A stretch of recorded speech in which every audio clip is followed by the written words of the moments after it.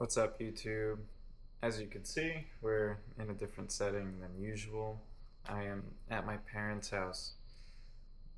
So I took my PE today, and I know there's probably about like 10 of you who were eagerly awaiting my results from that. Well, turns out I won't know for about 2 weeks, so the test was extremely difficult.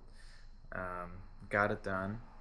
No complaints here. I feel like there's a high chance that I pass, but I won't know for about 2 weeks. So I am now just chilling at my parents' house.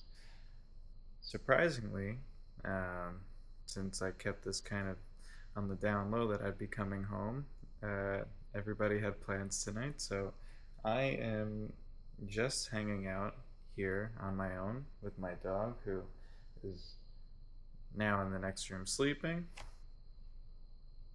I think she is, at least, because I could hear her breathing. But I have a bunch of recovery equipment that I left here because my apartment is super small. So honestly, I don't really mind being left here alone for the night to just give myself a chance to finally recover. So luckily, the way the training plan worked out for uh, today is it's a rest day. So I don't really have to worry about, or I didn't have to worry about training at all, um, which was good because so I got up my test at 8 a.m. and I was pretty much there working on the test nonstop until 4:30 p.m. So the test, you have like an allocated 9 hours. 50 of the minutes, like directly in the middle, are a optional break. So, I worked my straight, stepped out to go to the bathroom for a second, got a drink, didn't want to drink too much so that I didn't have to use the bathroom for the next 4 hours. And I went right back into it. I only used about like 5 to 10 minutes of my break time, so I managed to finish a little bit early. Um, but yeah, I'm just gonna eagerly watch my email for the next, like, I don't know, 2 weeks or so to see whether or not I pass. It really could go either way. There were so many questions on that test that weren't typical to, or weren't included in my study material. So it was a lot of using uh, different codes and different sections of different code books to try to like figure out what I needed to do for those questions without burning up too much time. And it did burn up a lot of time without like including that 15-minute break because you basically have like 8 hours of active test time. Here's the girl.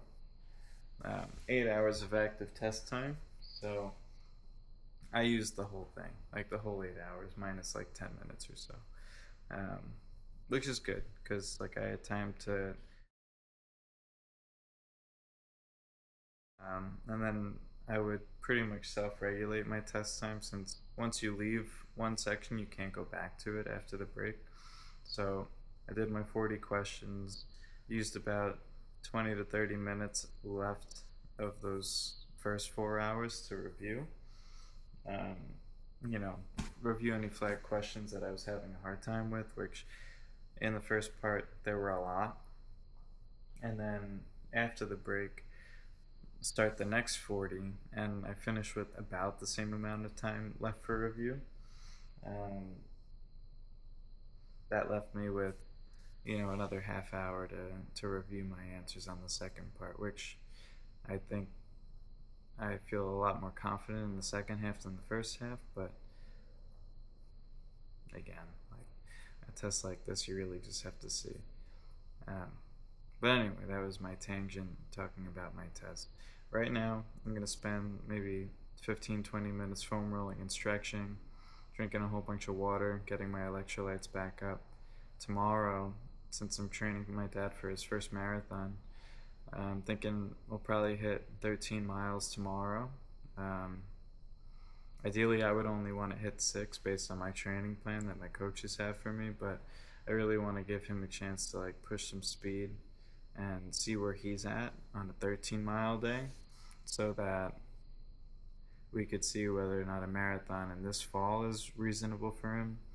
And if not, then I'll probably be finding a few shorter races to get him into myself too for this fall, and then try to get him through a marathon next spring potentially, um, which will be like right in the middle of my Ironman training. So hopefully it doesn't interfere with that.